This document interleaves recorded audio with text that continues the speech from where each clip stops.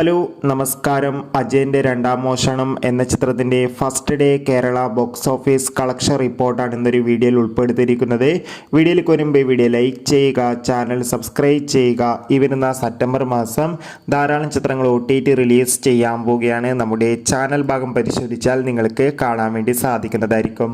ടൊവിനോ തോമസ്, ബേസിൽ Joseph എന്നൊക്കെ പ്രധാന കഥാപാത്രങ്ങളായ ചിത്രമായിരുന്നു അജയൻ്റെ രണ്ടാം മോഷണം. ചിത്രത്തിന് ആദ്യ ദിവസം തന്നെ പോസിറ്റീവ് റെസ്പോൺസ് തന്നെയാണ് വന്നുകൊണ്ടിരിക്കുന്നത്.